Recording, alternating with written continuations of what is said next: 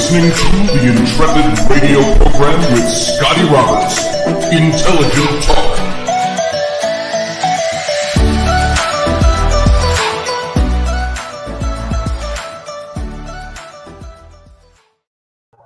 Well, happy Tuesday evening, folks. Welcome to the program. This is Scotty Roberts. You're listening, of course, to the Intrepid radio program right here on the Odyssey Radio Network.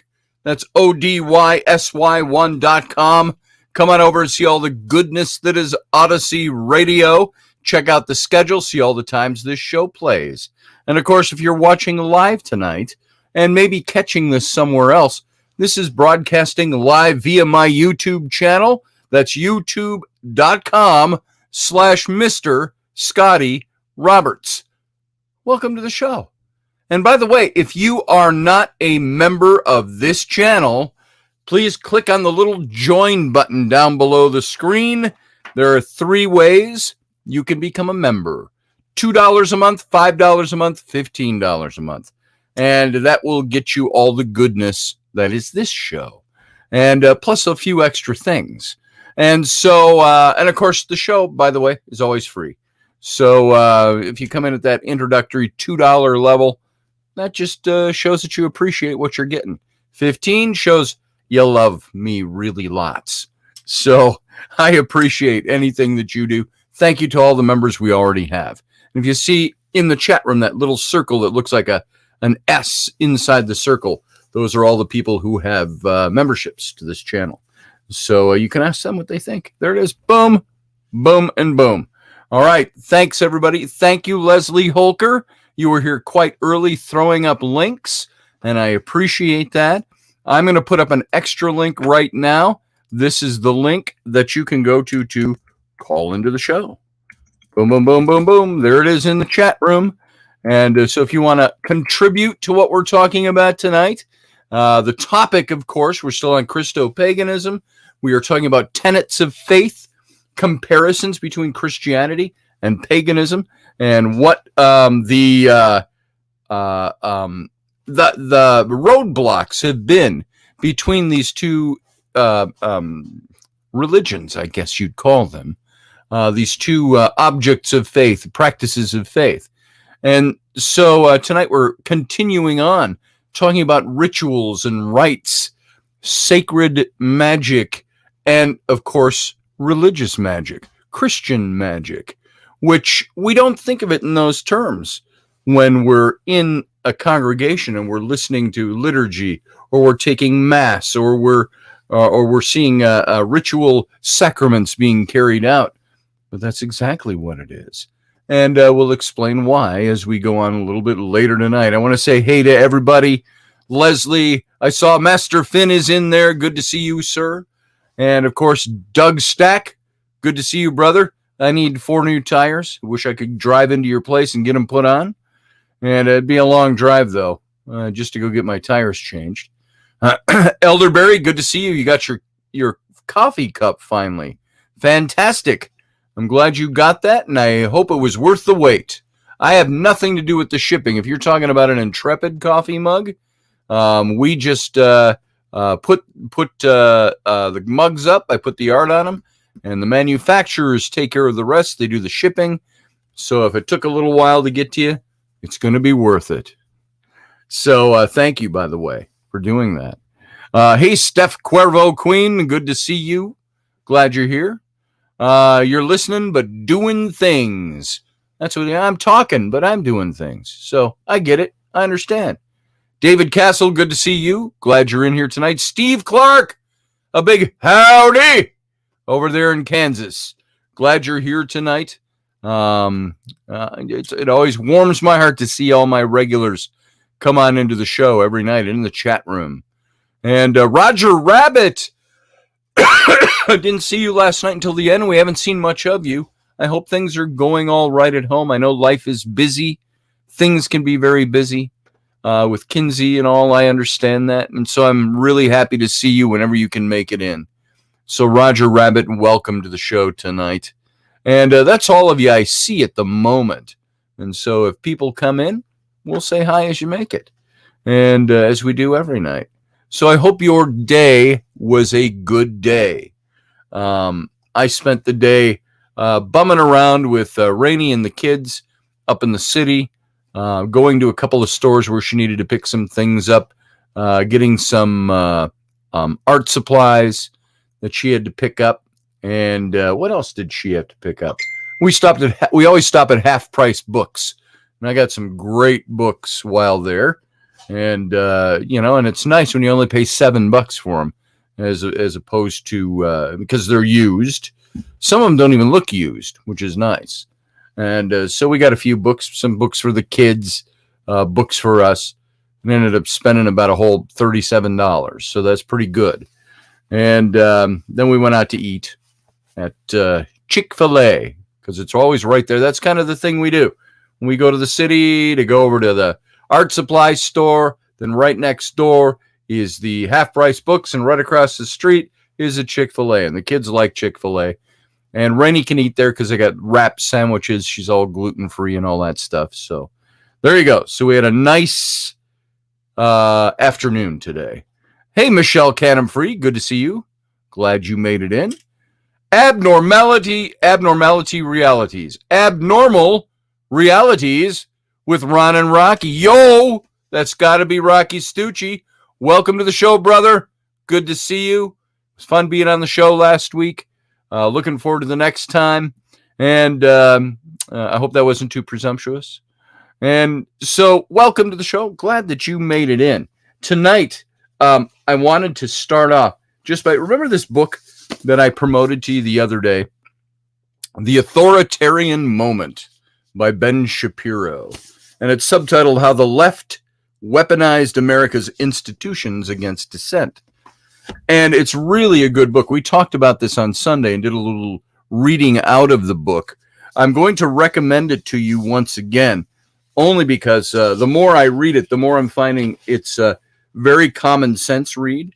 Yes, Ben Shapiro is a conservative, so what?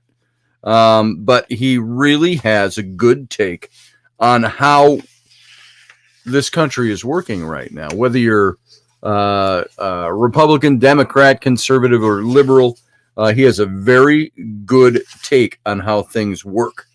And I think you'll find his common sense in and throughout the book.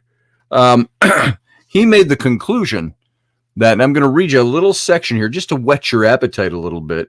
This is called The Authoritarian Question, into the beginning of the book.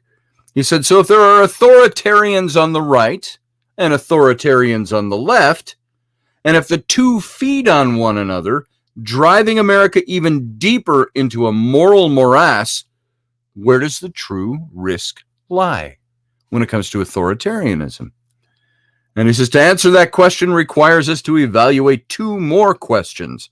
First, which form of authoritarianism is more common to the halls of power?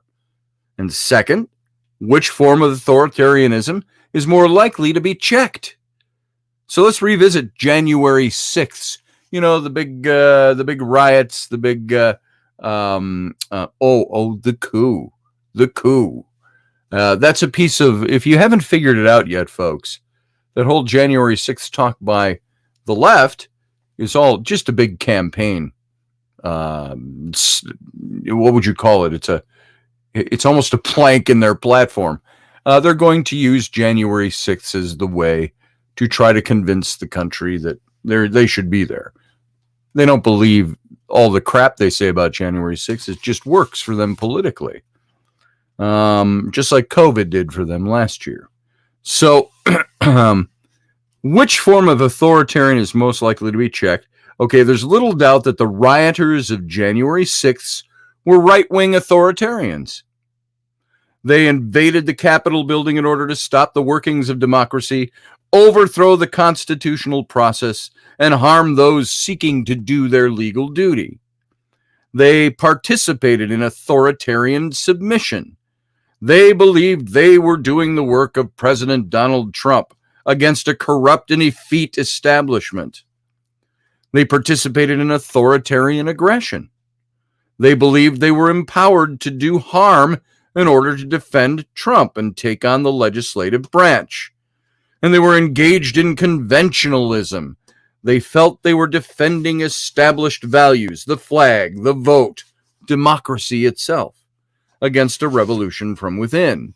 And on January 6th, these right-wing authoritarians invaded the Capitol, and contrary to popular opinion, the system held. As it turns out, authoritarianism on the right was checked in large measure by members of the right. It was Vice President Mike Pence who sent a letter to President Trump explaining that he would do his duty to see to it that we open the certificates of the electors of the several states. We hear objections raised by senators and representatives, and we count the votes of the Electoral College for president and vice president in a manner consistent with our Constitution, our laws, and history, so help me God. Now, it was Senate Majority Leader Mitch McConnell who congratulated Joe Biden on his victory immediately after the Electoral College vote. It was Republicans in the Senate who abandoned their electoral challenges immediately upon reconvening of the electoral counting. After the Capitol building was cleared out, it was Republican governors and secretaries of state who certified their state's votes. The institutions, folks, held. So many in the media turned January 6th into a coup, but it was never a coup in any proper sense whatsoever. And if you believe it was, listen to these words. This is just short. We're just going to do this for a little bit today before we get into our topic at hand. Just want to share with you what I'm learning. Ways to word the things I already know. A coup requires institutional support. Certainly the rioters had no institutional support. In fact, Trump himself never explicitly called for the Capitol riot, stated in his speech that morning that he wanted the protests to be peaceful, tweeted that he wanted everyone to go home in the midst of the riot. The vast majority of his supporters at the rally already had. And eventually, far too late, of course, put out a statement in which he acknowledged that his defeat, and told the supporters to remain peaceful. Trump might have authoritarian tendencies, but he did not wield authoritarian power. And beyond Trump himself, not a single major institutional in American society supported the Capitol riot. Very few, or a few even, supported the president's efforts to challenge the election beyond the Electoral College vote. As a matter of fact, whatever personal authoritarian tendencies Trump may have had were checked throughout his administration. Trump had certainly engaged in authoritarian rhetoric. He utilized violent language. He suggested weaponization of the legal system. He called for breaches of the Constitution. Nothing happened. Nothing happened. His much maligned attorneys generally refused to violate the law. He didn't fire Special Investigator Robert Mueller. His anger at the press translated mostly to increased ratings for his enemies. CNN's Jim Acosta, who spent every waking moment proclaiming that he was endangered by Trump's overheated talk, became a household name thanks to his grandstanding. At no point did Acosta fear arrest or even deplatforming. The shock of January 6th was that the guardrails collapsed for a brief moment in time after holding for years on end. And then the guardrails were re-erected, including some of Trump's erstwhile allies. Now let's turn to the other side of the aisle. In the aftermath of January 6th, America's institutional powers swung into action on behalf of authoritarian measures. Establishment media broadly promoted the idea of deplatforming mainstream conservatives and conservative outlets. CNN reported that the Capitol riot had reignited a debate over America's long-held defense of extremist speech. Naturally, the media quoted experts like Wendy Seltzer, affiliated Harvard Berkman Klein Center for Internet and Society, to the effect that free speech primarily benefited those who are white. Nicole Hannah-Jones, the serial social media provocateur and Pulitzer Prize-winning purveyor of historical fiction about the inherent evils of America, quickly asked for a reckoning in the media. Max Boot, suggested in the pages of the Washington Post that Fox News be removed from Comcast, or that the Federal Communications Commission be empowered to censor cable network, stating Biden needs to reinvigorate the FCC, or else the terrorism we saw on January 6th may only be the beginning rather than the end of the plot against America. This wasn't just talk, folks. Nearly every social media company in America promptly removed President Trump's accounts, even while acknowledging that they could not justify that removal on the basis of their stated policies. Major corporations announced that they would cut funding to any Republican who had challenged electoral votes, despite never having done so to Democrats. Senator Josh Hawley, who had supported challenging electors without serious legal basis, it should be noted, had his publication contract pulled by Simon & Schuster. Harvard Kennedy School of Government dropped Representative Elise Stefanik from its senior advisory committee for making public assertions about vote fraud in November's presidential election that have no basis in evidence. GoDaddy.com kicked AR15.com, the biggest gun forum in the world, offline. The most dramatic and immediate reaction to the Capitol riot was the institutional authoritative move against Parler. Parler had been launched in August of 2018 as an alternative to Twitter. Conservatives had been complaining about Twitter's opacity and discrimination against conservatives relative to leftists. Parler was the supposed free market solution. Then, in the aftermath of the riot, Apple's App Store removed Parler, as did the Google Play Store. The excuse? Supposedly, Parler users had coordinated with regard to the January 6th protests, and Parler had allowed inflammatory and threatening material to remain up. The final blow came when Amazon Web Services, a company that merely provides cloud-based web infrastructure for companies, canceled Parler altogether, taking it offline. AWS, Parler CEO John Matz wrote, "We'll be banning Parler until we give up free speech, institute board and invasive policies like Twitter and Facebook, and we become a surveillance platform by pursuing guilt of those who use Parler before innocence." As it turned out, Facebook and Twitter had been used by Capitol protesters to coordinate as well as Parler. Neither company lost its cloud infrastructure, but leftist members of the media didn't react to the hypocrisy by calling for Parler's restoration. They reacted to it by calling for further censorship against Facebook and Twitter. Joe Scarborough of MSNBC, who throughout the 2016 race spent inordinate time pumping up Trump, ranted, "Those riots would not have happened but for Twitter, but for Facebook. Facebook's algorithms were set up to cause this sort of radicalism to explode. Facebook and Twitter set up their business models in a way that would lead to the insurrection." Other such journalists mirrored that sentiment, a sentiment they had been pumping for years, hoping to shut down social media companies that distribute alternative sources of media. Meanwhile, governmental actors talked of revenge and of using the Capitol riots to achieve long-sought political goals. Representative Alexandria Ocasio-Cortez stated that Congress should put together a media literacy commission in order to figure out how we rein in our media environment. Representative Cori Bush called for every single member of Congress who incited this domestic terror attack to be removed from Congress. Excuse me.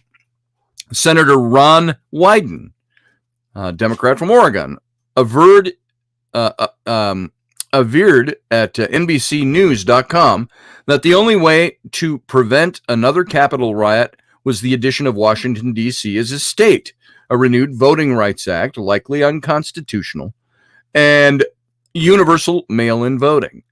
As Joe Biden entered office on January 20th, Representatives James Clyburn, who had compared Donald Trump to Hitler, and Republicans to Nazis said that Biden should simply act unilaterally via executive action to implement his agenda if Congress balked. If they're going to throw up roadblocks, go on without them. Use your executive authority if they refuse to cooperate. You can do big things. You can do great things. You can do things that are lasting. End quote. It is worth noting that there is no clause of the Constitution whereby the president can simply implement his favored policies without congressional support. And this section goes on and on and on. I'm going to read to the end of this section, whether you like it or not. If you don't like it, you don't have to listen, or listen and learn.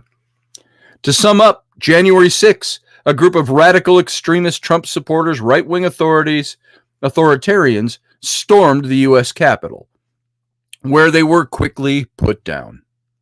The institution survived. The insurrectionists were roundly derided, disowned, and prosecuted. Immediately thereafter, left-wing authoritarians, took full advantage of the situation to press forward revolutionary aggression, top-down censorship, and anti-conventionalism targeting not just the rioters, but conservatives and individual rights more broadly. This perspective was mirrored across nearly every powerful institution in American society. So let us repeat the question. If there is a serious threat to free speech, does it come chiefly from right-wing authoritarians, or does it come from the left-wing authoritarians in media, big tech, and government? If there is a threat to democratic institutions, does it come chiefly from right-wing authoritarians, or does it come from the left-wing authoritarians in government, who broadly disdain the Constitution and believe in the implementation of their worldview from the top down? If there is a threat to our most basic liberties, whom should we fear the most? The dumbasses in clown suits invading the Capitol wearing Viking horns on their head on January 6th? Donald Trump, a man who talked like an authoritarian but did not actually govern as one? Or the monolithic leftists who dominate the top echelons of nearly every powerful institution in American society and who frequently use their power to silence their opposition? That's a flavor again of this book, The Authoritarian Moment. If you find yourself entrenched on one side or the other of this, I would strongly urge you to read this. Very good book by Ben Shapiro. Go pick it up. That should help answer some questions about all the nonsense floating around about insurrection and January 6th. Now, I haven't looked at anything anybody's said. I don't know if anybody out there is actually commenting on this or if you're into something else, but let me look back here. Let's see what we got. Anybody? Dave Potter, the biggest enemy of the state is the mass media. They need to reevaluate the way the press functions, moving back to when they gave us facts and let us interpret what we see. Amen, Dave. It's like I said on Facebook last week, earlier this week, before I was banned for 3 days, for an old post that somebody didn't like of Leonardo DiCaprio making a fictitious statement about comparing Fauci in the future to a possible Epstein. Okay, that's what I got banned for, by the way. Somebody didn't like me. They reported that. Nobody really looks at it. So I got taken down for 3 days with no recourse. But I said earlier in the week about all of this that maybe Facebook should stop censoring people and let people figure out for themselves who they want to censor, who they don't want to hear. Just let people decide, put a filter on, let them choose filters. I have this filter. I don't want to hear from these types of people again. I don't want to hear anything about vaccines. I don't want to hear anything about insurrections. I don't want to hear any about politics. Whatever. You can click your own filters. Why doesn't Facebook want you to do that? Because Facebook lives exists by a narrative and an agenda.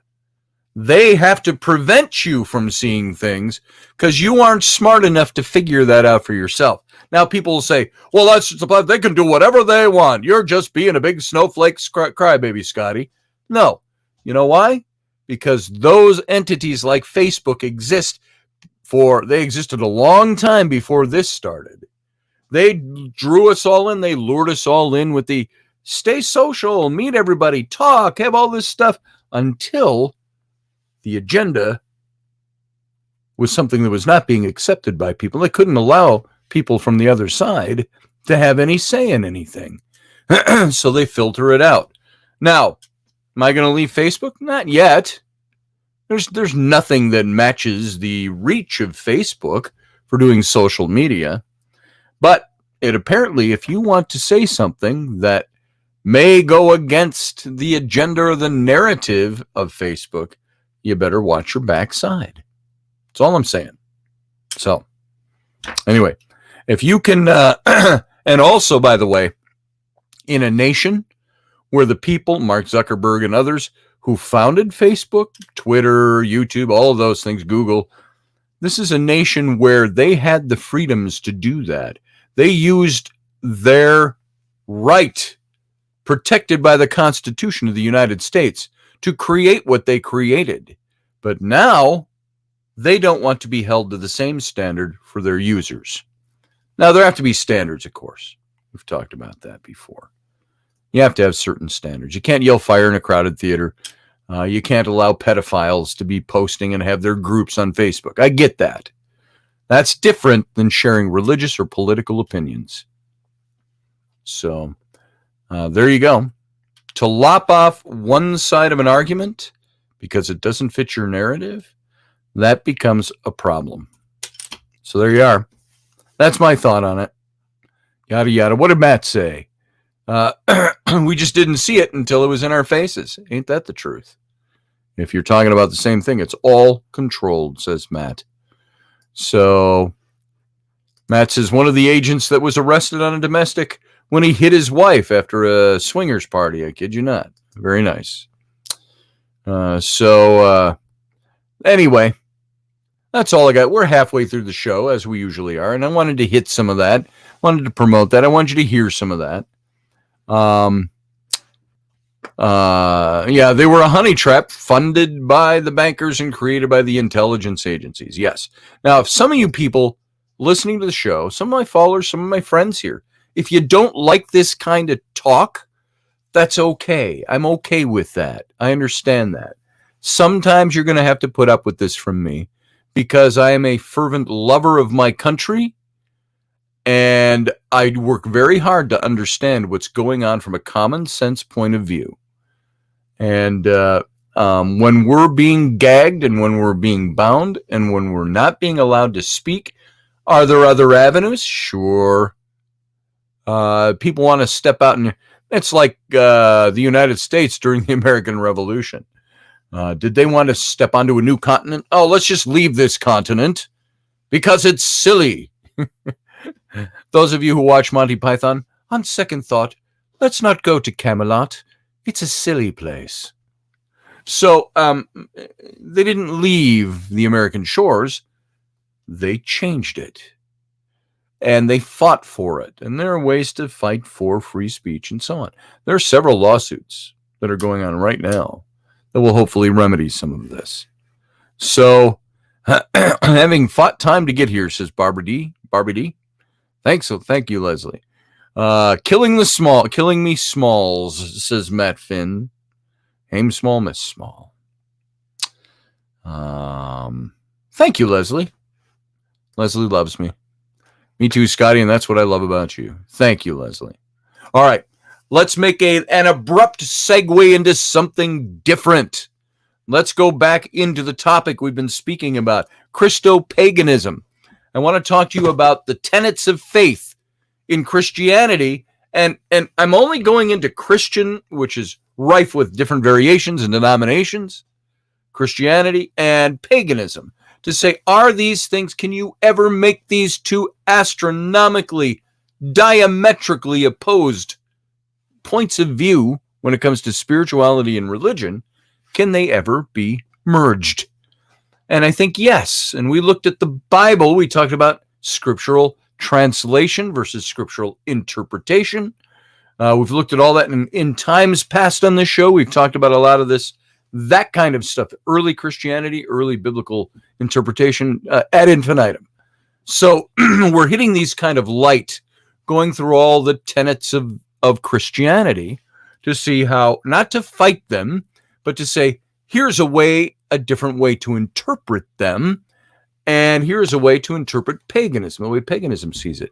And we started last night, we were talking about sacraments and rituals. And sacraments, usually understood as a tangible sign of God's grace, have historically been a mark of inclusion in the Christian faith. In ancient Christianity, initiates had to study. We mentioned this last night. They had to study for a period of time before even being baptized or celebrating Eucharist, which is Mass or communion, we call it today. And so you have to study, you have to know what you believe in order to be baptized. How many infants, by the way, know what they believe when they get baptized? None. How many 7-day-old babies know what their faith is? None. Zero. Zip. Poop. Nada. So baptism is something you had to study to be baptized in early Christianity, because you had to know why you were doing it. And so a sacrament, what a sacrament is, what exactly it does, differs from church to church. And in the high or the ritual-centered churches, sacraments are usually seen as sacred rites, and they're validly performed only by certain persons, priests in priestly robes, the leader of the church, and so on, in certain circles, in the more liturgical churches. And in these traditions, the ritual sacrament takes place or takes on a magic nature. The theology of these practices becomes incredibly detailed and convoluted. For the low or the preaching-based traditions, like the evangelical free churches and so on like that, these rites are sometimes seen as sacred or magical events, and sometimes simply as observances. That is, the things that the faithful do because God told them to do them. But they're without any special power on their own. And so we started talking last night about the traditional Christian understanding, and that's where we had to kind of leave off last night. So the traditional Christian understanding of a sacrament is different between the high and the low churches, as I'm describing them.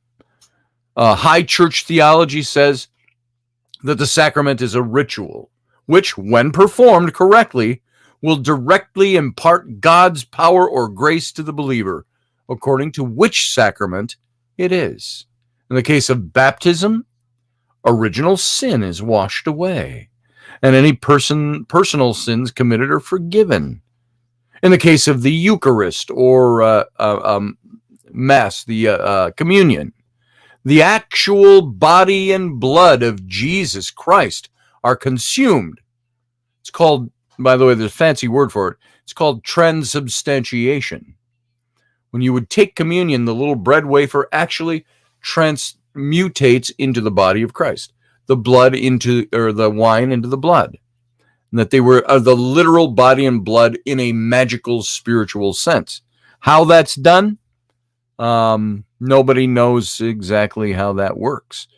And how it happens differs amongst churches. And in high churches, there can be as many as 7 sacraments, each with a different ritual and an effect. By the way, communion in the Conservative Fundamentalist Baptist Church, we believe communion was a remembrance. It was a memorial act. We did it once a month on a Sunday, first Sunday of every month or something like that. And communion was meant to be, take and eat the bread, do this in remembrance of me, was what the pastor said. Drink the cup, and we used grape juice because we weren't supposed to drink alcohol in the Baptist church. Take the cup, the grape juice, and drink it, and do this in remembrance of me. It wasn't transubstantiation. So now the 7 sacraments of the church, those who follow sacraments, in order of general occurrence, are baptism, confirmation, that's joining the church as an adult, also seen as the church giving the person the Holy Spirit, Eucharist, also called communion, penance and confession, to and with a priest, acting in the place of God, holy orders, that's ordinations or religious orders, marriage, and the last rites, extreme unction, forgiveness of sins at death so the soul goes straight to heaven. No stopping to collect your $200 at limbo. So while God can and does manifest grace in many other ways, these are guaranteed by the church to work. That is, to convey the power and the grace provided the ritual is performed properly. Let me take a drink because I'm getting dry. Oh my, I am so dry. I'm a poet and I don't know it. It's because of my feet. They're Longfellows. Anyway, there was a great controversy in the early church called Donatism. Donatism. Donatism. Or Donatism, if you want to pronounce it that way. In which a church bishop, Donatus, believed that if a priest was sinful, the sacrament was not valid. Since at the time it was believed if one died without baptism, one was damned to hell for all eternity. And so it's easy to see how this quickly became the big deal.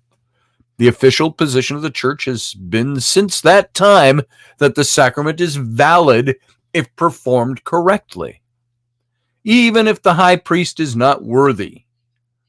However, there are convolutions in all the high churches about this very subject, and the matter is so far more complicated that what I'm telling you here is kind of an introductory point of way of expressing it is going to have to matter.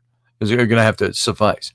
So to suffice it to say that while the high churches officially say baptism is valid because God says so, it's very likely that a convert to a high church would have to be rebaptized to be sure the sacrament was done right. Many times in the Baptist church, when someone became saved, when they became a born-again Christian accepting Jesus into their heart as their personal Savior and Lord, even if they had been baptized in the Catholic Church or the Lutheran Church as infants, we taught that baptism comes after you accept cognitively Jesus is your Savior, and you become a Christian by your own free will. And therefore, the baptism you had as a baby, it doesn't mean anything. Even though baptism, they say, it doesn't really mean anything. It's just a remembrance. It's a symbol of the death, the burial, and the resurrection. And it's a command for Christians to follow. So there it is. And this whole thing of baptism, even in some denominations, isn't as important as it's made in other churches. A person ordained according to the proper ritual can still be decreed invalid, even if the ritual followed all the proper procedures. This is important for women seeking ordination in the Catholic Church and the Orthodox traditions. Church theology says that the ritual is valid because it was performed correctly, but also that it's not valid because it was a woman receiving it. It's by the church. Now, low churches have a vastly different view than the high liturgical churches. Sacraments are normally limited to baptism and communion, not the 7. And how they're viewed ranges from virtually identical to the Catholic view. Removal of sin, body and blood of Christ, to simply public rituals that are done, they're reduced, and to the body and blood of, hold on, let me start the sentence over. They're reduced, no longer removal of sin or the body and blood of Christ, but to simply become public rituals that are done because Jesus did them, but that have no merit in and of themselves besides helping people follow Jesus. So while these churches historically had lots of theology, surrounding their beliefs on the subject. For most mainline Protestants, they're simply things you do at church because Jesus did them. And very few teach the theology to the average layperson. Hang on, folks. There you go. So baptism is more of a sticking point than communion. Many low churches have one valid form of baptism, usually immersion, dunking someone under the water, bringing them back up out of the water. If they left them under there, building God's kingdom, one drowned soul at a time. And so a person joining these churches might need to be rebaptized to be sure it was done correctly. And again, the exact theology of these churches ranges widely, but the general trend is that they're not magic rituals that remove sin or turn the body and blood of Christ from wafers and wine into the actual body and blood, but they're rather observances that are done because Jesus did them. Individual denominations may very well have more detailed theology depending on their heritage, and usually that can be found somewhere in the denomination's website. So in summary, there's really two major trends in Christianity.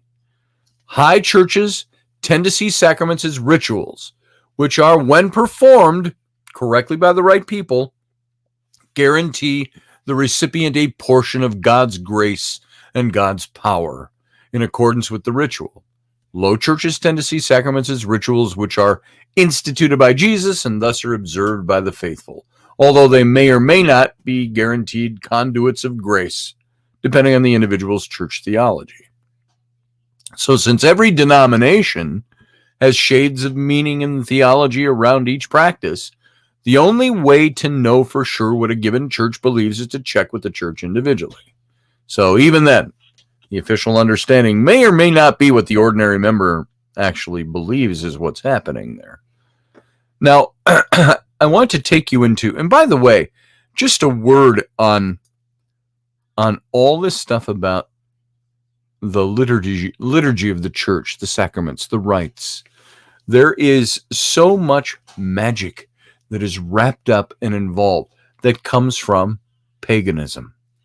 The incense, the chanting, the singing of songs, the lighting of candles, the statuary, the speaking to God, the having the head of the church turn his back on the congregation to address God as the head of the congregation. That no person can single-handedly come to God or gods, God in the church sense. All the symbolism that is used. I'm not breaking down that symbolism, but the symbolism that's used in all of these varied sacraments and all these rites and all these rituals are things that really were borrowed from other cultures, borrowed from paganism. We don't think of them as ritual objects. We don't think of it as religious magic because that's what we came up in. We grew up in church. But you find those same practices in and throughout all of paganism, in and throughout Druidism, in and throughout, when you study it, in and throughout ancient religion that had nothing to do with Christianity. So within paganism, there are holidays and rituals, but very little in the way of explicit sacraments. As a developing faith, there are emerging initiation rites, coming of age rites, and so forth. But there's not the body of work that Christianity has on the subject. And modern paganism, nowadays, hasn't had the length of time to develop the length of depth and detail of theology that Christianity has. Although in its relatively short history, it's spawned a lot of denominations as well. And so in general, the same sort of high-low split applies within Wiccanism, witchcraft, certainly, and other pagans to some degree. High traditions of detailed rituals, valid practitioners, guaranteed results, while low traditions are more focused on what feels right than a formula and have more fluid experiences of sacred presence. So now, when you pray, you're engaging in something that is a personal ritual. It's a magic. It's if you remember the old original Highlander movie from 1983 with what's his name? The guy that talks like Christopher Lambert, who was playing a Scotsman. He's Belgian. He says it's like a kind of magic. That's what Christianity can be. So now these are generalities I'm talking about. In every branch of both faiths, there's this strong sense that the holy can and does manifest itself in myriads of ways. In Wicca and some other kinds of paganism, the difference between high and low branches is one of details. In the high traditions of Wicca and others, there are precise correspondences, pantheons, and ways to perform a rite. In the low branches, things are a lot more flexible. And for some traditions, there has to be a certain number of people, a gender balance, etc. While in others, there's a more of a cafeteria feel. You slide your tray along the spiritual railings, and I'll have a little bit of that, and I'll have a little bit of that, and a little bit of that. And I'd like to buy $2 worth of God, please. So now, both of these have some kind of merit to them, both of these structures, and each person should explore which style of worship and ritual best connect them to the holy. And there's the big question at the bottom. What connects you to what is holy? What connects you to the thing that's going to help you promote love? Loving God with all your heart, soul, mind, strength, and loving your neighbor as yourself. So the arguments against blending the Christian and pagan understandings, the two are rooted in God identity. Who is God? What is holy? And it's an understanding of how grace works. In Christianity, grace or God's power is this external thing that's brought to you. You have to do a rite, a ritual to bring it in. In Christianity, God's grace and power is an external thing conveyed to the believer through divine desire. The fact that the rituals or the sacraments work is only because God desires it to be so. So they say. And so in paganism, humanity is endowed with divinity, with divine power. And we can tap into that power to change reality. A pagan may petition the gods for aid and might receive it, according to the divine desire. But a pagan also has within them an energetic battery of sorts that can be used to fuel positive changes. In Christianity, God is wholly other, capital W on holy, W-H-O-L-L-Y, other, capital O, holy other. In paganism, magic is both other and indwelling. Further, so in Christianity, it's holy other, something that's brought to us, given to us. Paganism, it's other, and it's the indwelling. And further, there's this simple fact that the names used for God are usually different between the two faiths. Duh. Many Christians would say that only through their church can come salvation. Many pagans would say only outside the church can their gods be known, because the church closes the door to them. So there's a suggested theology for blending Christian and pagan understandings of all this ritual and sacrament and magic. The Christo-Pagan worship and ritual can make solid use of a wide variety of theological understandings to blend the two faiths. And perhaps the easiest blend is that of the low traditions, precisely because the sacraments are seen as observances, and so there's no mandate to perform them to a certain way to guarantee the result.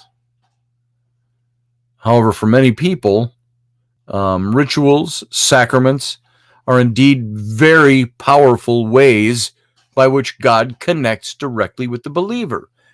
And as such, I'm going to try to attempt to weave a way through the high theology of the two faiths to create something that's both unique to Christo-Paganism, but that also gives honor to the theologies from which it comes. Now, I will tell you something. I remember I mentioned my mom was married when I was probably about a year and a half old to a man named Vasil Nikolajenko. He was a Ukrainian. And they had my sister. When I was 5, she was born. So I'm 5 years older than my younger sister. And so he was my stepdad, but she's my half-sister. Same mom, different dad. But he was very Ukrainian. His family had come over from the Ukraine in the late 50s, I want to say. They had been in concentration camps in World War II. They had been in Stalin's work camps in the 50s. And they escaped all of that, and they made it over to America. And my mom met Nick. We called him Nick. I called him Dad. I only knew him as Dad until much later, but after their divorce. But Nick had wanted us to become Ukrainian Orthodox. And his whole life, he went to the little Ukrainian Orthodox church over in South Minneapolis. And might have been North Minneapolis, but not that that matters. But I remember being baptized into the Ukrainian Orthodox Church at age 5. And I remember wearing a suit. I had on a white shirt. I didn't have a tie on. I seem to remember that at age 5. And I had to carry a little box. It was a little silver box. I don't remember what it was for. I don't remember what was in it. But the baptism took place at night. And I remember walking into the Ukrainian Orthodox Church and feeling this immense sense of awe. Because I was walking into a place that seemed to be something that was filled with this awesome visual godly energy. And I didn't really understand God at that point yet either.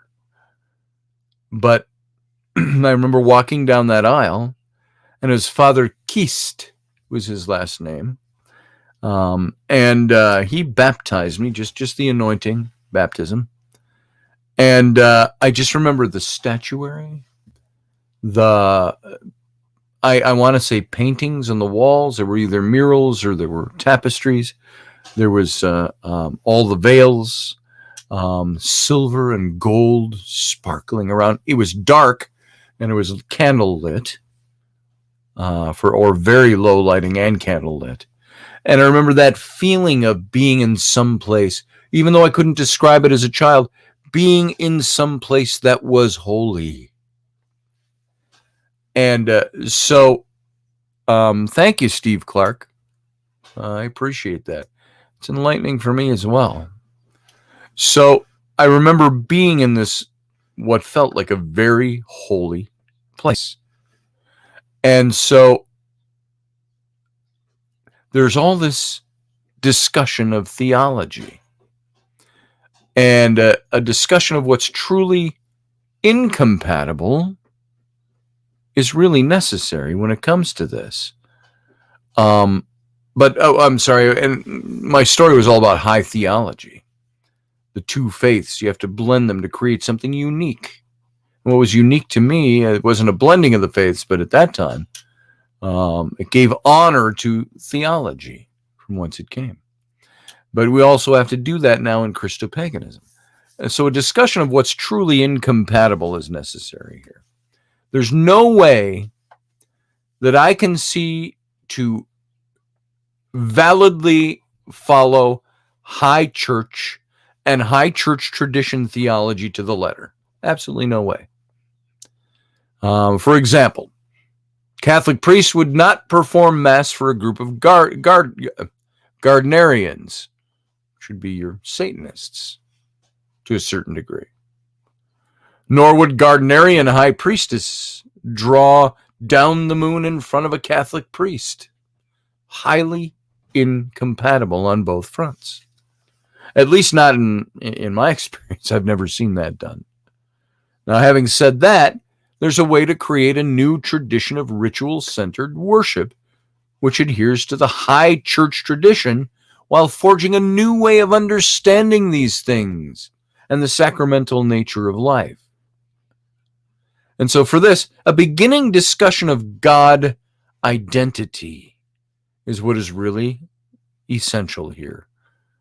I had given some great attention to the identity that God lures or woos us to the best possible outcome in any given situation. And in this process, theology, the process theology that I've mentioned, type of worldview, each and every action is a separate encounter with God that's infused with this whole presence of God theology. Because God is in and through all things, as well as being distinct and separate from all things. What a paradox. And both the traditional Christian view that God acts from the outside, us and the pagans' view that God has given us inner power, can kind of be true. So God has, in love, provided us with inner reserves. We need to make the best choice in a situation. Where our reserves run low, God continues to provide us with the abilities through the Spirit of life that is all times and all places. Rituals in this view are both a choice to do what's best and a way to refill the tank within our souls.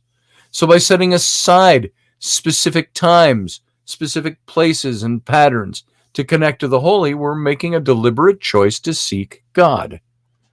A God who is never apart from us. Thus we look within for our connection to God that has always been there, even though we sometimes forget about it. Now, I'll tell you this,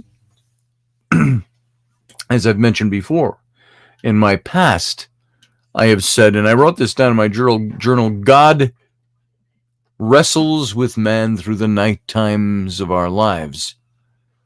But at daybreak, he's gone. He's not there. This is what I think that is. We forget about the divinity that's within.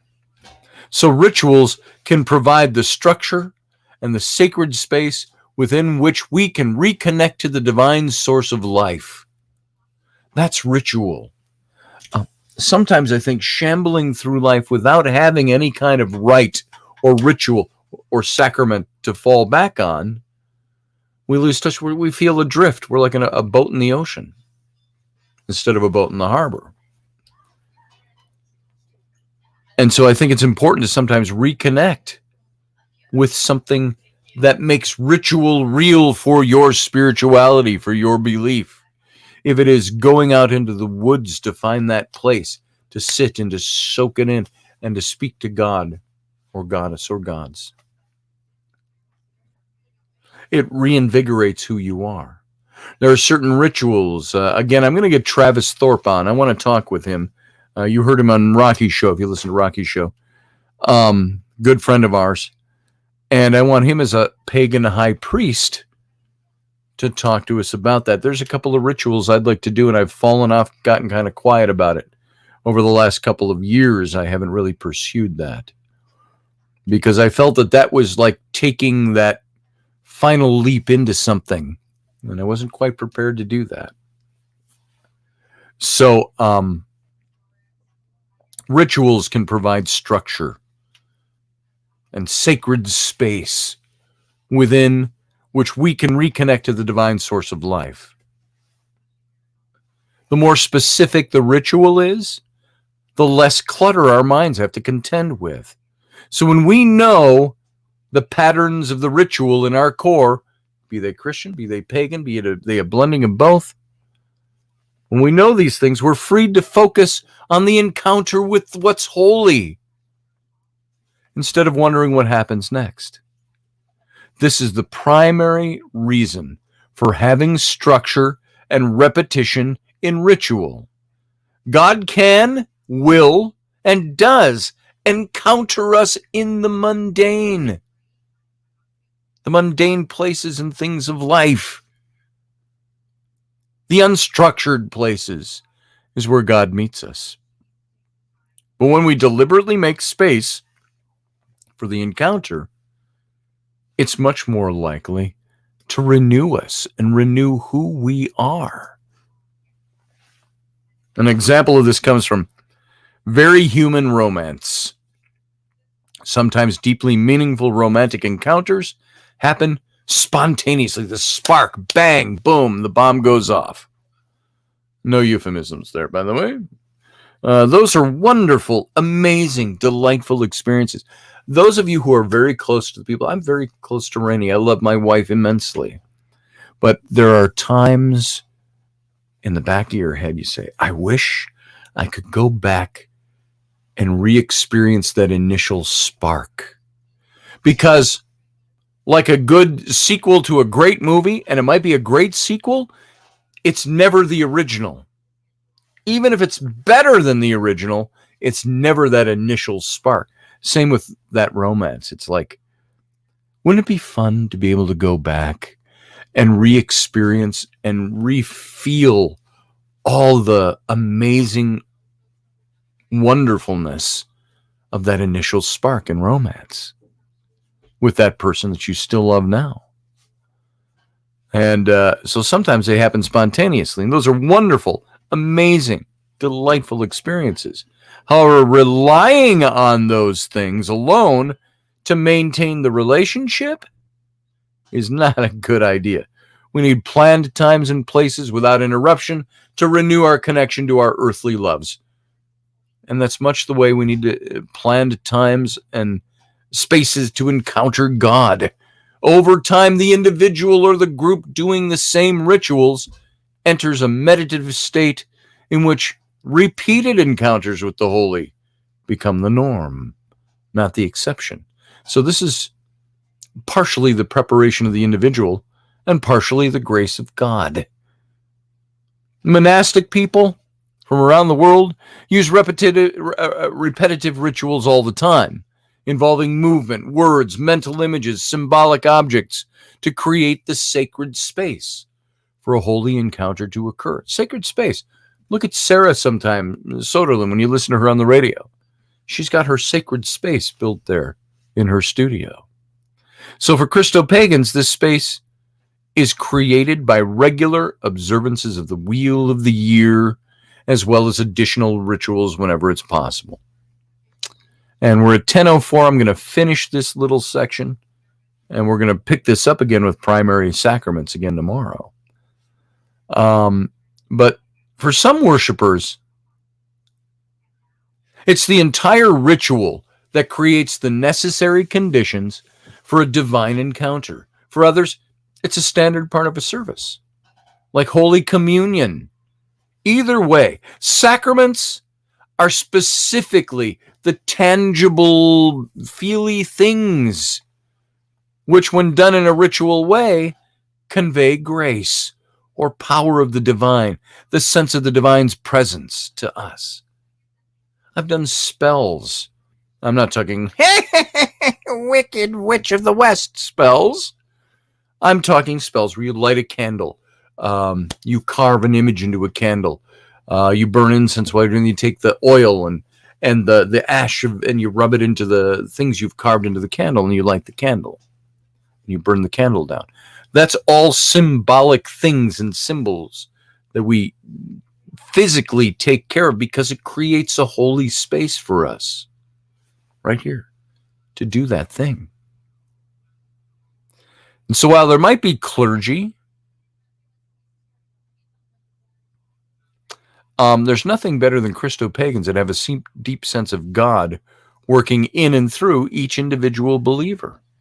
Clergy on the other hand,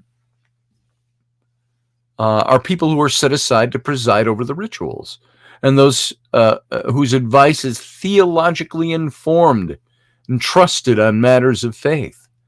And it's also a hallmark of the faith that rituals can and should be egalitarian, with everyone allowed to participate and lead in turn. The priest or the priestess is not holier or better than the congregation, and anyone may be a presider for rituals provided that they prepared themselves to do. And with this in mind, and remembering that different groups might choose what meets the needs of their gatherings better, one possible list of Christo-Pagan sacraments and the reasoning for each is what we will hit tomorrow night. So there you go, folks. Once again, I didn't get a really close look at the chat room tonight. I'm sure there was some good. We could take some time right now and go through some of these things. Let's see, what did Matt Finn say here? I'm going backwards. Thank you, by the way, Steve Clark. I appreciate that. He said, I always felt that spark around my gene. Yeah, you got it. Dave Potter says, yeah, if I could go back, I'd say turn left, Dave. Pay no attention to the blonde on the hill. Truth. We've been there too. Leslie Holker says, I never feel more grace than I do sitting outside on my swing, looking out over the water with my loons singing, or walking along the road seeing deer and other nature. Yeah. Matt Finn says, I agree, Leslie, and the creation is where we belong. Yes, it is. Look at Native American spirituality as a prime example. Michelle Canham Free. I'm not sure why you say LOL. I didn't know if it was for the time stamp or what it was, because we're past time or over time. Excellent show tonight, says Carly Sagan. Thank you, Carly. Glad you made it in tonight too. And Barbie D, I don't know if I actually said hi to you earlier or not. Matt Finn says they'd like to subvert that in places in cement cities separated from nature. Yeah, that's very true. I go back a little bit of ways here. What do we got here? IOX says, I know a Satanist. He bought a nice small town church. He takes very good care of it and keeps it original. He uses it for his ceremonies. He cares more about doing right than the normals, quote unquote. There you go.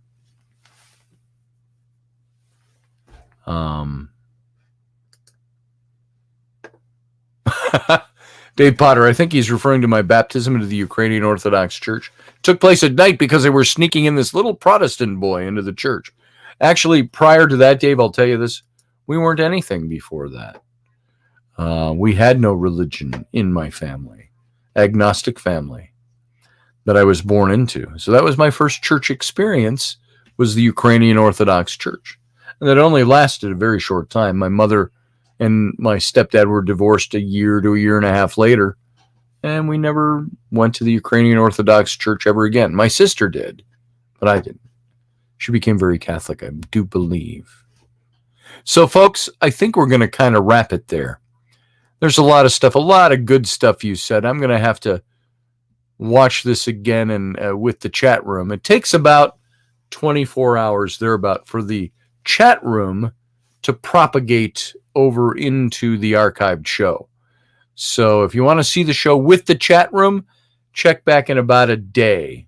Or maybe that's just on my end. I'm pretty sure you don't see it right away. At least I never have. So Roger Rabbit said I wore a white robe and lots of lit candles in my youth and lit a lot of candles in my youth in the Lutheran church. Who knows what I was actually invoking? Oh, that's it. Maybe what the leader was trying to invoke.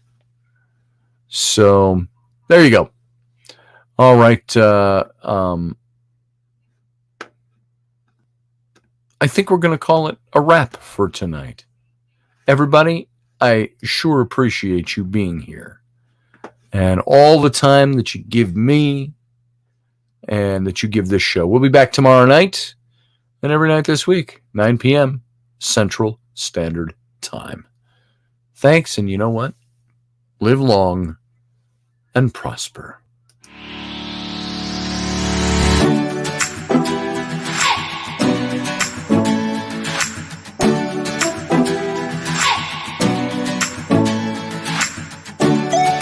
You're listening to the Intrepid radio program with Scotty Roberts.